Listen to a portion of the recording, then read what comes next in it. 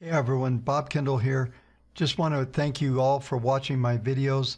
If you do want to support the channel, go to www.kendallreport.com/wavetech. Sign up for our software. You get market grid on 165 individual stocks and indices. You also will get 16,500 buy and sell signals on our entire database. I thank you so much for supporting the channel. Those of you who have already signed up, thank you so much. Welcome to the Kendall Report. As we look back on yesterday, the markets were very lackluster. We were able to print a moderately new high on the cash and the futures, but we came back in and closed just slightly lower on the day. The S&P was down 0.2, the NASDAQ down 0.4, and the Russell down 0.4. Very quiet session, sideways after the RTX sell signal that we got on Friday. This is likely to continue into Tuesday's action. So far overnight, we're seeing very lackluster trading. The futures are down just slightly, 0.2 roughly, both on the NASDAQ and on the S&P. But the big focus on Tuesday will be the CPI numbers.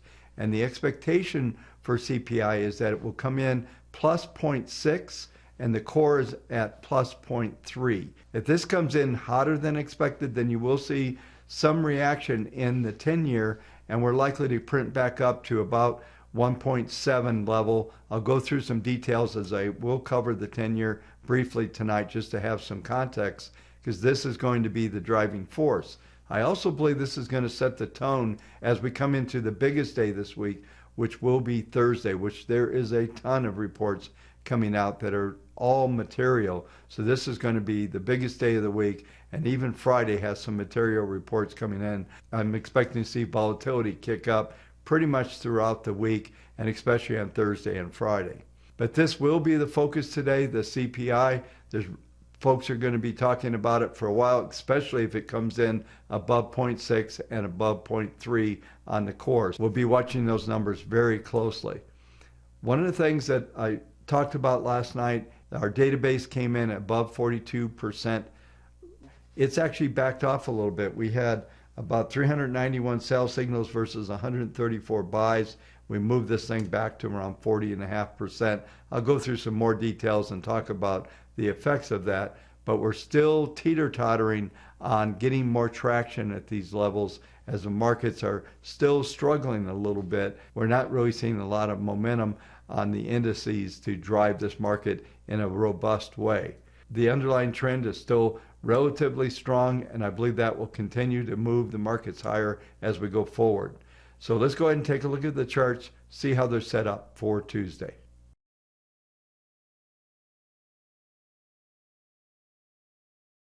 As we look at the WaveTech database, as I mentioned in the opening comments, we did see 391 new buys and 134 new sells.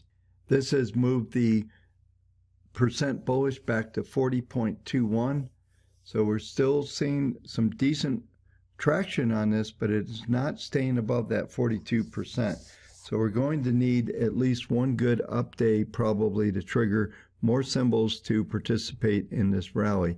As it stands right now, this is a reasonable number of symbols. We have 6,598 symbols long on a short-term basis. There's still 9,810 to come in.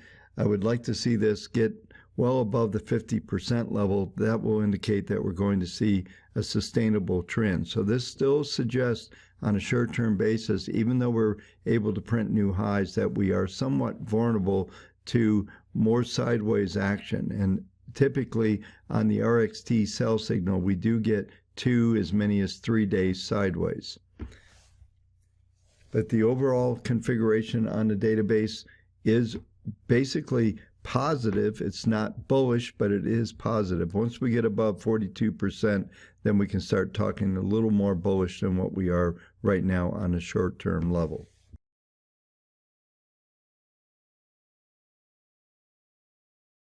As I look at the S&P futures, we are seeing a very quiet session. 48,000 contracts traded overnight. We're trading 41.1775, down 0.06. It's actually off the lows. We traded down to 41.13, so it's been a very quiet session, 10 handles overnight. not really seeing any momentum or anybody making a move before the CPI number. So this will likely be the setup as we come into the session.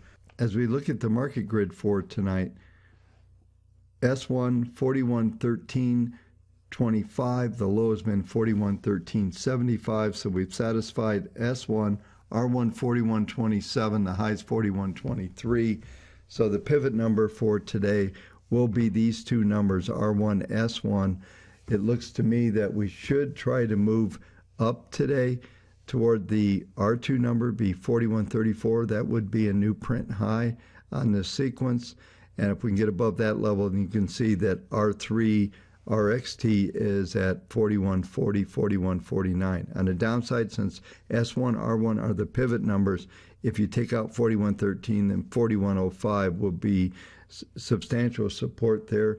The other thing to make note of is that the PPM1 is at 0.42. It suggests that the short-term trend is still very robust, well over that 0.25 trend indicator. As we look at the SPX, we traded also in a very narrow range. We were able to print just above the highs that we printed on Friday at 41.29. Yesterday's high 41.31. As we look at the market grid for yesterday, it was 41.33. S2 was 41.18. So we basically printed an S2 R1, which was what I was projecting. But as we look at the grid for today, S1 41.22, R1 41.33. Once again, a print just to R1 will be a new high. So this thing is trying to grind into new highs. But you'll also notice that the market grid continues to narrow substantially.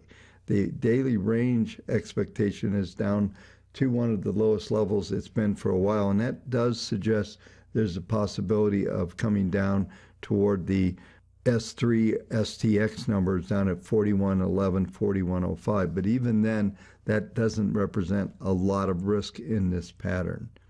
So expect today to continue in this sideways range. Most likely Wednesday or Thursday will be the days that we'll start to see the market start to firm up and maybe rally into a new high. As we look at the PPMs, the PPM1 is turned down, PPM2 has taken out its first derivative, which is not really that concerning in this pattern. This market does appear to be in this low momentum rally. We're also seeing very low volumes as well as we go through this configuration.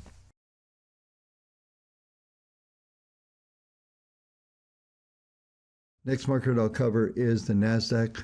We're also seeing a very quiet range in the NASDAQ overnight. We're down 20 handles right now, down 0.15, 13,788. As we look at the market grid for today, we're looking at S1, 13,771. We've satisfied S1. R1, 13,845. We're just a bit short of that. I do expect, just like in the S&P, that will challenge R1.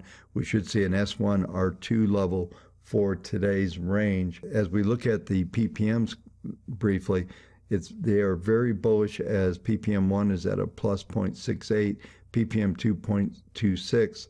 Both of these are in the trend mode. Even though the PPM2 has crossed its first derivative, this does not concern me in this type of configuration. So we should see a continuation toward new highs over the next several days.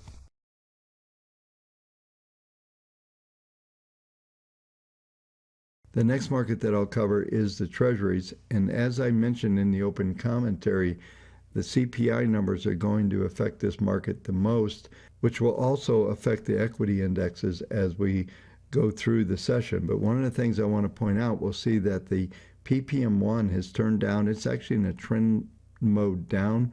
The 10-period moving average is at 1.687, so 1.69. I mentioned possibly going up to the 1.7 level. We should stabilize there. And ultimately, I'm still expecting to see us move down toward the 40-period moving average in this pattern, which would be 1.56. If that occurs, that will likely provide a bullish sentiment for the equity markets over the next several days.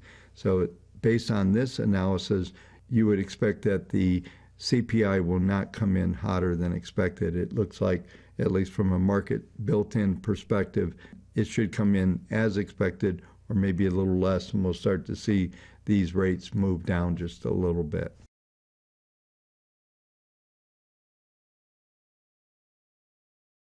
The final market I'll cover is gold. As I've been talking about, the 40-day and the 10-week moving averages continue to be very substantial resistance. The high overnight has been 1736. The 40-period moving average is 1739, and the PPM is putting some downward pressure there. Most of the pressure is coming from the 10-week moving average, not so much from the 40-day moving average. But this market should set up that right shoulder I talked about. It should remain above the S3, 1714. The low so far, 1724. So we're basically trading just between S1, S2, but the extreme should be into this STX level from that viewpoint. I want to review quickly the weekly, and the grid on the weekly I talked about last night. 1703 is STX. So we're printing S2 right now, 1724. It's almost an exact hit. This should be close to the low. We could print down into the 1713, which lines up to the daily numbers I just discussed, but the extreme is not likely to take out this 1703 level. So this should be the final part of this pattern is setting up, because the PPMs are still trying to turn up here. It is going to take a move above that 1743 level, which is the 10-week moving average. This will complete the video for tonight. Thank you for watching. We'll talk to you tomorrow night. Hey folks, if you enjoyed this content, make sure you subscribe, hit that like button and the notification bell so you'll know when I do these videos.